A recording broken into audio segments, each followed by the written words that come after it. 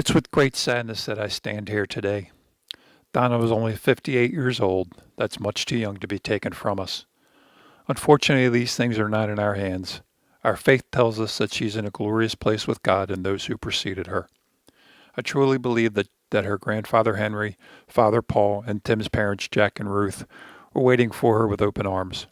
There's no doubt in my mind that those same people collaborated and told our Heavenly Father that Donna's work on earth was done and that her services were needed in heaven. Laugh if you will, but if you know Ruth Kelley, you can surely envision her standing at the feet of God, encouraging him to bring her home. You see, Ruth and Donna had a special bond, and special bonds were a way of life for Donna. One of the most vivid memories I have of Donna as a child was the excitement in her voice when she would tell me that she's going to Pop-Pop's to play pinochle. Pop-Pop was our grandfather. She would go play cards with him at least once a week. Most preteens that I know would do just about anything to avoid a trip to see their grandparents. But for Donna, it was a delight to spend time with her grandfather and his friends. They too had a special bond. And that's the way it was with Donna. You weren't just a friend. You weren't just a daughter. You weren't just her niece. You weren't just her brother, and you weren't just her sister-in-law. You were someone that had a special bond with her. And by that association, you became bonded to all others that shared that bond. That group later became known as Team Kelley. I will speak more about Team Kelley in a moment.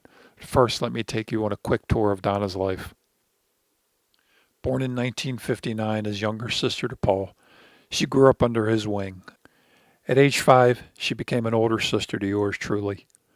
We grew up in Hamilton, Parkville, and Perry Hall. I can vividly remember helping her fold Sunday papers for her paper route and spending summer days at the Woodcroft pool listening to the Orioles on the radio and playing hide and seek with our neighbors, the Waldrons, the Doblers, and the Turks. While not clear on all of the details, I do know that she caused some sort of trouble as a teen and was sent to California for the summer as punishment. Anytime she told that story, she would burst into laughter every time she got to the word punishment. It's my assumption that's where she caught the traveling bug with that trip to California, as traveling would become a way of life for her. During her high school years, she played tennis, was a courthouse page, and learned how to speak Russian. I'm pretty sure, but not 100% positive, that she was not a spy, although as I look back, it would explain a few strange things that happened along the way. During these years, she also handled the job of protective older sister pretty well.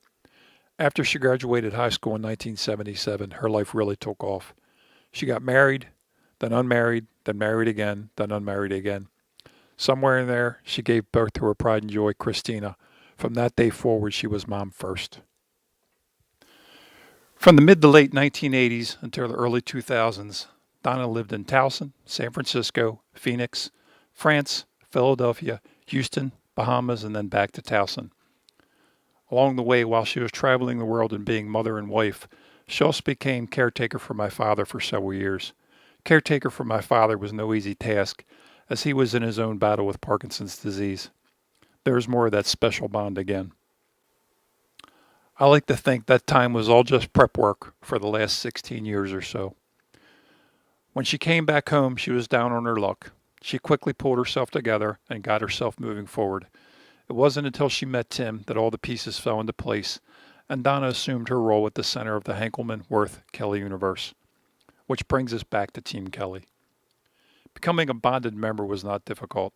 You simply had to show up as a guest, and you were immediately welcomed into the group. You were fully vested from day one, and at some point early on, you would wind up developing a bond with Donna. Those bonds came in different ways.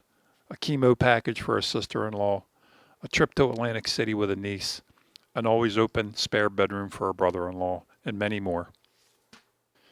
You basically got an emotional hug that said no matter what's going on in your life, it's okay, you're with us now. I never saw one person that was denied that opportunity, and that's the true beauty of it all. That open arm spirit made everyone around her a better person. Although she certainly cherished special moments in life with Christina and Tim, you could absolutely see the gleam in her eye when she was hosting a crab feast or a Thanksgiving dinner and there was a large turnout of Team Kelley. For those that have never witnessed a Team Kelley event, it's a spectacle of nature. Words cannot fully describe the experience. It's controlled chaos with barking dogs, amplified voices, guitars, TV, radio, doors opening and closing, constant running up and down stairs, booze, and other things like booze, but mostly love and happiness. And smack dab in the middle of that chaos would be a smiling Donna. And just sharing some insider information, the official kickoff for every event was the traditional dog ate the appetizer moment. Once that happened, the party was on. Those Team Kelley events are now a family staple. Every event brings its own unique memory, and they would not have started without Donna as the centerpiece. That was her happy place. That was her peace. And as the end drew near, that was the reason for her to live. She pushed herself hard just to make it through Thanksgiving and Christmas.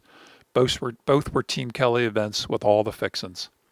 Before I close, we have to offer a very heartfelt thank you to Dr. Levine, Melissa, and Carrie from GBMC Oncology, and to the entire staff at Gilchrist Hospice. The care they provided Donna was phenomenal. And from all of Donna's family and friends, a huge thank you to Tim and Christina for battling with Donna for the past 16 years. We all know that it was your fight too, and that we would not have had Donna for as long as we did without your daily efforts. You guys were at ground zero every day. Thank you. Goodbye for now, Donna. You ended up sitting on a rainbow. Against all odds, you are the big door prize.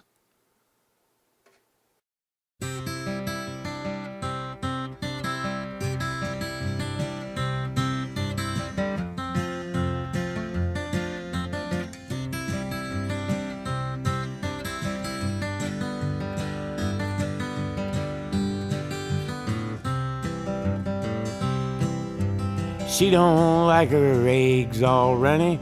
She thinks crossing her legs is funny. She looks down her nose at money. She gets it on like the Easter bunny.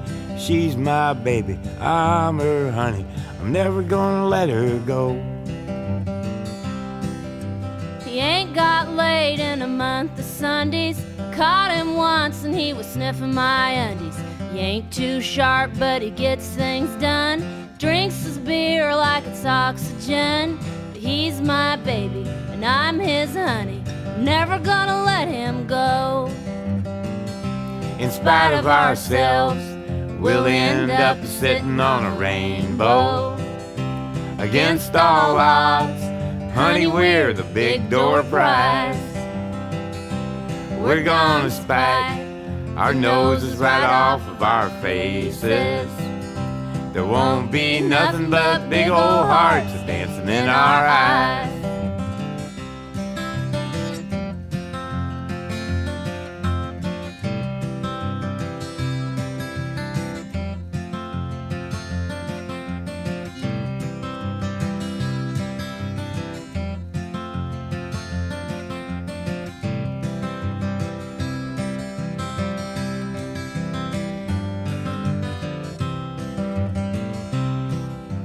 She thinks all my jokes are corny. Convict movies make her horny. She likes ketchup on her scrambled eggs. Swears like a sailor when she shaves her legs. She takes a licking and keeps on ticking. I'm never gonna let her go. He's got more balls than a big brass monkey. He's a whacked out weirdo and a love bug junkie. Sly as a fox, crazy as a loon. Payday comes and he's a howling at the moon. But he's my baby, I don't mean maybe. I'm never gonna let him go. In spite of ourselves, we'll end up sitting on a rainbow. Against all odds, honey, we're the big door prize. We're gonna spike our noses right off of our faces. There won't be nothing but big old hearts dancing in our eyes. In spite of ourselves, we'll end up sitting on a rainbow. Against all odds, honey, we're the big door prize. We're gonna spike our noses right off of our faces. There won't be nothing but big old hearts dancing in our eyes. There won't be nothing but big old hearts dancing in our eyes. In spite of ourselves.